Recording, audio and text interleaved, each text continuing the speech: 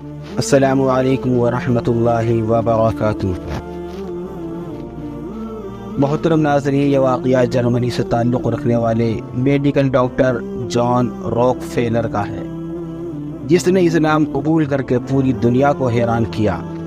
سورہ کہف میں مشہور اصحاب کہف کا کتا، جس نے اس خدا کی ذات سے منکر شخص کو اسلام کے دہلیز پر لا کھڑا کیا، جو ہمیشہ کہتا تھا خدا اور مذہب صرف پریوں کی کہانیاں ہیں، مگر قرآن کی ایک آیت نے اس بے دین انسان کو لاجواب کر دیا۔ ناظرین، یہ صاحب بیان کرتے ہیں کہ میں کسی سفر میں ایک بار ایئرپورٹ پر تھا کہ اچانک ایک نوجوان نے قرآن مجید کا ٹرانسلیٹ نسخہ مجھے گفٹ کیا۔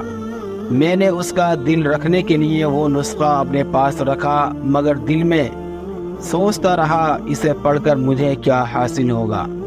میں نے سوچا جیسے ہی یہ میرے سامنے سے ہٹے گا میں اس کتاب کو کچرے دان میں کہیں پھینک دوں گا۔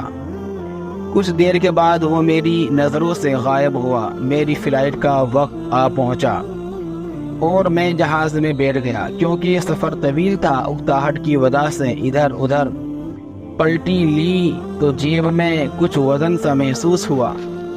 جب میں نے نکالا تو وہی قرآن مجید کا نسخہ تھا جسے میں بھول گیا تھا۔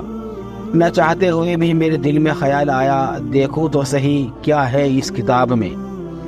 جب میں نے اس کتاب کو کھولا تو میرے سامنے سورہ کہف کی آیت تھی اور میں دھیرے دھیرے ورق گردانی کرنے لگا۔ اس دوران میں اچانک دو ایسی آیتوں سے گزرا جنہوں نے مجھے ٹھہرنے اور غور و فکر کرنے پر مجبور کیا، جہاں اللہ تعالیٰ ارشاد فرماتے ہیں، آپ دیکھیں گے کہ آفتاب بوقت طلوع ان کی دائیں جانب کو جھک جاتا ہے اور وہ بوقت غروب ان کے بائیں جانب کترا جاتا ہے، اور وہ اس غار کے کشادہ جگہ میں ہے۔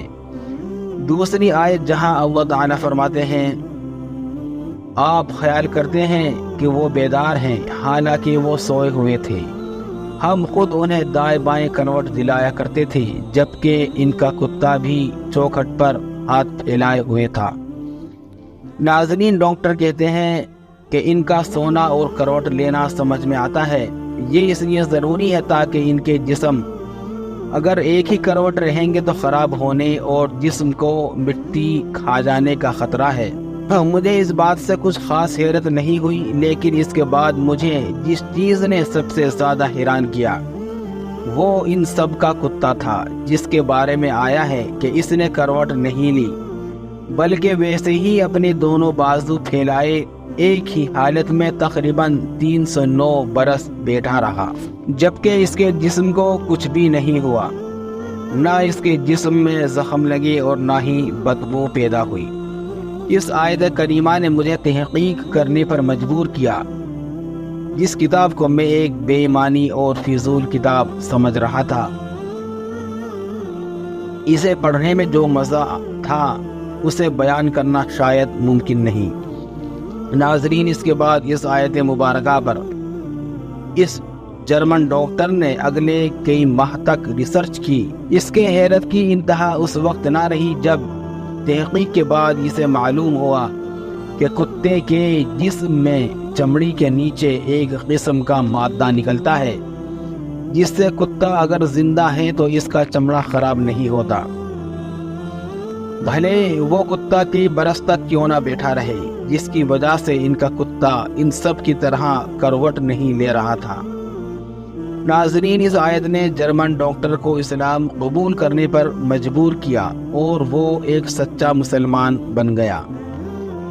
محترم ناظرین، اب ذرا غور کریں، ہم میں سے کتنے ایسے لوگ ہیں جو قرآن کو اس طرح پڑھتے ہیں جس طرح اس ڈاکٹر نے پڑھا، اور ایک بہترین نتیجے پر پہنچ کر اپنے حقیقی رب کو پا لیا۔ قرآن مجید کی ہر آیت میں بے شمار علوم اور حکمت پوشیدہ ہے، بس انسان کو غور و فکر کرنے کی ضرورت ہے۔ ناظرین، اگر آپ کو اس طرح کی مزید ویڈیوز دیکھنا پسند ہے تو ہمیں کمنٹ باکس میں اپنی رائے سے ضرور آگاہ کریں۔ اللہ تعالیٰ سے دعا ہے کہ ہمیں قرآن مجید کو صحیح معنوں میں سمجھنے اور اس عظیم کتاب پر عمل کرنے کی توفیق عطا فرمائے۔